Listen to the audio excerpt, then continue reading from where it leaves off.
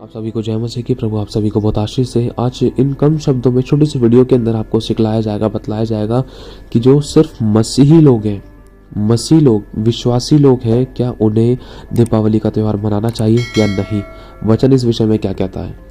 देखो, अगर हम वचन को देखें, वचन के अनुसार इस बात को जाने कि मसीह लोगों को ये दीपावली का त्यौहार मनाना चाहिए या नहीं, तो वचन के द्वारा हमें शिक्षा मिलती है कि हमें ये दूसरे रीति रिवाज तीजों त्योहारों में हाथ नहीं मिलाना चाहिए। हमें शैतान को मौका नहीं देना है। हमें कोई ऐसी गलती नहीं करनी है जिसके द्वारा हम नुकसान उठाएं, ये समझना। क्योंकि वचन में लिखा है, संसार का सदृश ना बनो, संसार के जैसा ना बनो, वरन तुम्हारे मन के नया हो जाने। जब से तुमने यीशु पर विश्वास किया है तब से तुम्हारा चाल चलन भी बदलता जाए। ये वचन कहता है कि संसार का सदृश ना बनो, तुम्हारे मन के नया हो जाने से तुम्हारा चाल चलन भी बदलता जाए, है ना। प्रभु हमसे कहता है कि अगर हमारा चाल चलन संसार का सदृश, संसार का जैसा है, तो कोई हम में और अन्य जाति में फर्क नहीं बता सकता। फिर एक ही जैसे लगेंगे। विश्वासी होने के बाद भी तीजों त्योहार मना रहे हैं और अन्य जाति भी तीजों त्योहार मना रहे हैं, तो कोई दोनों में फर्क नहीं है। लेकिन जब हम प्रभु पर विश्वास करते हैं तो हमें इन तीजों त्योहारों पर भरोसा नहीं करना है, ना ही इन चीज़ों में हाथ लगाना है। देखो, रही बात प्रभु के आनंद की, देखो प्रभु का वचन तो कहता है कि वो हमें सदैव सर्वदा रोज जय के उत्सव में लेकर चला फिरा करता है। लेकिन प्रभु में आज इन चीज़ों के विषय में बतलाना चाहता है कि हमें इन तीजों त्योहारों में, इन पूजा पाठ में एक विश्वासी इंसान को हाथ नहीं लगाना चाहिए। बाकी जो अन्य जाति है, देखो उनको हमें रोकने का भी कोई फर्ज नहीं है। वो उनकी करनी है, वो उनका विश्वास है, वो उनके मन की इच्छा है। लेकिन हम जो यीशु पर विश्वास करते हैं, हमें ये सब काम नहीं करने, दूसरों को देखा देख। देखो, प्रभु स्वयं जगत की ज्योति है। अगर मैं अपने घर के बाहर लाइटें लगा लूं और ये दिया धूपबत्ती अगरबत्ती पूजा पाठ दुनिया भर का करूं, लेकिन मैं प्रेम न रखूं तो कोई फायदा नहीं है। मेरी जिंदगी में आत्मिक रूप में अंधियारा है, या मैं बीमारी में, घटी में, तकलीफ में, आंसुओं में, परेशानी में, लड़ाई दंगे में, फालतू की बातों में, घर की टेंशन, चिंता, परेशानी, कलेशों में हूं, तो क्या फायदा उस उजियाले का जो मैं घर के बाहर लगा रहा हूँ या घर के अंदर कर रहा हूँ। ये सब दिखावे वाली बात है एक विश्वासी व्यक्ति के लिए। मैं अन्य जातियों को नहीं बोल रहा, मैं विश्वासियों के विषय में बोलता हूँ कि अगर एक विश्वासी यीशु को जानने के बाद भी ये सब चीज कर रहा है तो वो अंधविश्वास में है, गहरे अंधकार में है। तो वो दुनिया को तो दिखा सकता है कि भाई मेरे अंदर, मेरे घर में इतनी अच्छी लाइटें हैं, ये सब मैं करता हूँ, बढ़िया से बढ़िया पूजा पाठ करता हूँ, अच्छे से अच्छा हवन करता हूँ, ये करता हूँ, वो करता हूँ, लेकिन जिंदगी अंधकार, आंसू, परेशानियों, कलेशों से, बीमारियों से भरी हुई है, तकलीफों, टेंशन, चिंता से भरी हुई है। कोई समझने समझाने वाला नहीं है, कोई गले लगाने वाला नहीं है, कोई आंसू को पोंछने वाला नहीं है, कोई दिल की गहराई में जो दुख है, कमजोरियां हैं, परेशानियां हैं, जो आंसू है, जो घटी है, उनको नहीं जानता है। हम स्वयं जानते हैं। लेकिन प्रभु हमें कहता है कि देखो, जगत की ज्योति मैं हूँ, जीवन की ज्योति मैं हूँ। जो कोई मेरे पास आता है वो अंधकार में नहीं रहेगा। अंधकार कौन सा? ये दुनिया में लाइट वाला अंधकार नहीं, अंधकार जीवन का अंधकार। अंधकार किसे दर्शाता? अंधकार घटी को दर्शाता, बीमारी को, परेशानी को, लड़ाई दंगे को, मौत को, एक्सीडेंट्स को, तकलीफों को, टेंशन को, चिंता को, परेशानियों को, हर प्रकार की घटियों को, समस्याओं को, फूट को, विधर्म को, ढाह को, मतवालापन, लीला क्रीड़ा, कड़वाहटें, सब कुछ होने के बाद भी आंसू है, बीमारी है, सब कुछ होने के बाद भी टूटे रिश्ते हैं, सब कुछ होने के बाद भी दिल ऐसे बिखरे पड़े हैं, चूर चूर हो रखे हैं कि कोई अपनों से बात करना नहीं चाहता है। लेकिन दुनिया भर का हम ये तीजों त्योहार जो बना रहे हैं, हम विश्वासी लोगों के विषय में कह रहा हूँ, मैं किसी अन्य जाति को नहीं कह रहा, समझ रहे इस बात को। हम विश्वासी होने के बाद भी, प्रभु को जानने के बाद भी अगर ये सब चीजें कर रहे हैं तो हम संसार का सदृश्य और अंधकार में डूबे हुए हैं। लेकिन जब हम प्रभु को जानते हैं, अगर उसके अनुसार चलते हैं, तो प्रभु हमें छुड़ाता है। अगर आज कोई सोचे कि हम तो यीशु पर विश्वास करते हैं, लेकिन हम क्यों नहीं आज़ाद हुए? आज़ाद इसलिए नहीं हुए क्योंकि हमारे काम बुरे थे, हमारे व्यवहार बुरे थे। हमने यीशु पर विश्वास कर लिया, सिर्फ वही बहुत नहीं है। विश्वास बिना कर्मों के मरा हुआ है। प्रभु को कर्म के अनुसार हमें दिखाना पड़ेगा कि मैं विश्वास करता हूँ। पवित्रता में चलना पड़ेगा, बुराई को नो करना पड़ेगा, गलत संगति को नो करना पड़ेगा, गलत विचार, गलत व्यवहार, गलत कामों को नो करना पड़ेगा, दूर जाना पड़ेगा उनसे। अपने आप को इन पाप के कामों से, पाप के व्यवहारों से, पाप की संगतियों से, बुराइयों से दूर करना पड़ेगा अपने आप को। ये नहीं कि रिश्ते तोड़कर चले जाओ, नहीं। प्रभु कह रहा है अपनी अभिलाषाओं पर नियंत्रण कर, अपनी अभिलाषाओं से भाग, व्यभिचार से भाग। अगर तू बुराई से बैर करेगा तो तू मेरा डर मानेगा, अगर तू मेरा डर मानेगा तो तू मेरी अंधकार में नहीं वरन ज्योति में चलेगा। मैं तुझे जीवन की ज्योति बनाऊंगा। अगर तू कहीं पर जाएगा ना, तो जहाँ पर अंधकार था वहां पर भी उजाला होगा। अगर कोई दुख में था, टेंशन में था, चिंता में था, परेशानी में था, बीमारी में था, समस्या में था, तो उनकी समस्याओं से छुटकारा देने वाला तू बनेगा।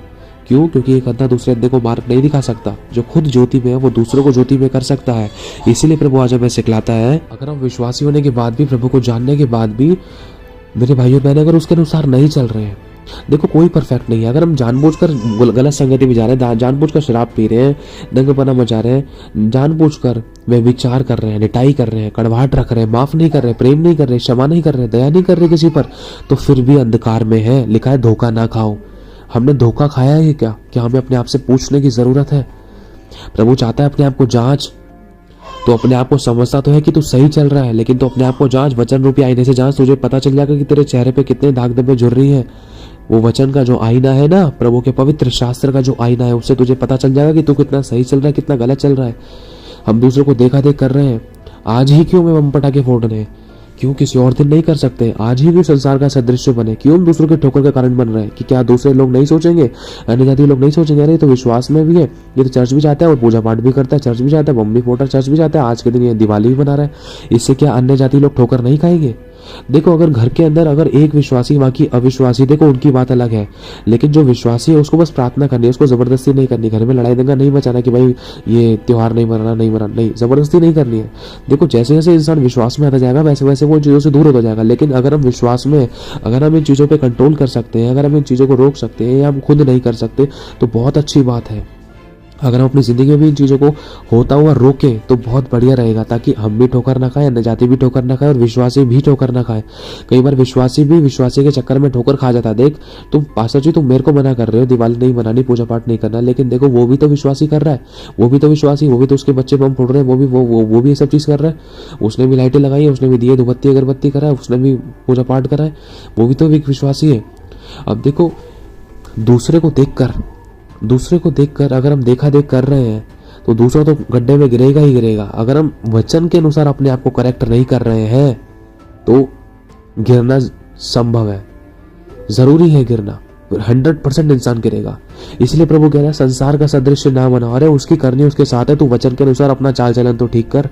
अगर वो नुकसान भोगेगा तो तुझे भी भोगना पड़ेगा। फिर अगर तू उसके अनुसार कर रहा है, उसको देखा देख कर रहा है, उसकी बुद्धि क्या है, उसके विचार क्या है, उसके पास क्या प्रकाशन है क्या नहीं है, उसके पास क्या शिक्षा है क्या नहीं, क्या तुझे मालूम है? या तो जो उसके समान देखा देख कर रहा है, अगर तू उसके साथ देखा देख कर रहा है तो तू ठोकर खा सकता है। वचन के अनुसार अपने आप को जांच, परफेक्ट बना, सिद्ध बना, करेक्ट कर। अगुओं की शिक्षा पर नहीं वरन वचन की शिक्षा पर मनन कर और ध्यान लगा, क्योंकि हर कोई पवित्र आत्मा से परिपूर्ण नहीं है, हर कोई वचन की सही शिक्षा से नहीं भरा हुआ। जो अगुआ कह रहा है उसकी भी बात को वचन के अनुसार परख, जो प्रभु का दास कह रहा है, जो पास्टर कह रहा है उसकी भी शिक्षा को वचन के अनुसार परख। देखो अगर किसी को बुरा लगा तो उसके लिए मैं क्षमा चाहता हूँ, ये इसलिए बताया जा रहा है क्योंकि बहुत सारे विश्वासी लोगों ने ऐसे प्रकार के काम करने के कारण है ना, ऐसे काम, ऐसे रीति रिवाज निभाने के कारण है ना, बहुत कुछ खोया है, बहुत कुछ नुकसान में आया है, बहुत कुछ बड़ी बड़ी समस्याओं को अपनी जिंदगी में जन्म दिया। चाहे बीमारी हो, चाहे नुकसान हो, चाहे कर्जा हो, चाहे गरीबी हो, चाहे घटी हो, चाहे कोर्ट केस हो, चाहे तलाक हो, चाहे घर में गड़बड़ियां हो, चाहे नामाफी की बातें हो, चाहे विरोध हो। बहुत से लोगों ने एक विश्वासी होने के नाते दुनियावी रीति रिवाज, दुनियावी तीजों त्योहार निभाने के कारण, दूसरों को खुश करने के कारण, दुनियावी संसार के काम करने के कारण है ना, उन्होंने अपनी जिंदगी में शैतान को मौका दिया है, गड्ढे खोले हैं, अपनी जिंदगी में बर्बादी को लेकर आए हैं। प्रभु यीशु मसीह को जानने के बाद भी जिस चीज के विषय में परमेश्वर मना करता है, बच्चों तुम दूसरे दो नाव में पैर क्यों रखते हो? या तो संसार के जैसा बन जाओ, या तो बिल्कुल ठंडा बन जाओ, या तो गुनगुना, या तो गर्म हो जाओ। इसलिए तुम गुनगुने हो, कहीं मैं तुम्हें अपने मुंह से उगल ना दूं। तुम दो नाव में पैर मत रखो, ज्यादा आगे तक तुम नहीं चल सकते हो। इसलिए प्रभु आज हमें करेक्ट करना चाहता है। कोई परफेक्ट नहीं, अगर आज गिर भी गए अभी भी प्रभु मौका दे रहा है। इससे पहले कि कोई दुष्ट आत्मा को मौका मिले, कोई शैतान को मौका मिले, कोई बीमारी को, कोई घटी को, कर्जे को, नफरत को, कड़वाहट को, नामाफी को, विरोध को, बुराई को, कोई कलेश को मौका मिले, अपने आप को सुधार लो, पश्चाताप करो, माफी मांगो और आगे बढ़ो। अगर घर में कोई ऐसे काम करने वाला है तो उनके लिए सिर्फ प्रार्थना करो, जबरदस्ती मत करो। घर में लड़ाई दंगा नहीं करना है। देखो उनकी करनी उनके साथ है, सिर्फ हम प्रार्थना कर सकते हैं। अगर घर के अंदर एक अकेला मैं विश्वासी हूँ, अगर मेरे माँ बाप विश्वास में नहीं, अगर वो पूजा पाठ करते हैं तो हमें सिर्फ प्रार्थना करनी है, हमें जबरदस्ती नहीं करना है। जिस दिन वो यीशु का स्वाद चख लेंगे वो खुद ब खुद इन चीजों से दूर हो जाएंगे, खुद ब खुद उनका मन नहीं करेगा। जब वो सच्चे यीशु को जान लेंगे, वो जान जाएंगे कि सच्ची ज्योति क्या है। वो जान जाएंगे सच्ची ज्योति वो है जो खुद भी ज्योति में रहे, जो खुद भी अच्छे जीवन को जिए, दूसरों को भी अच्छे जीवन जीने वाला बनाए, दूसरों को भी अंधकार से निकालने वाला बनाए। वो सच्ची ज्योति है।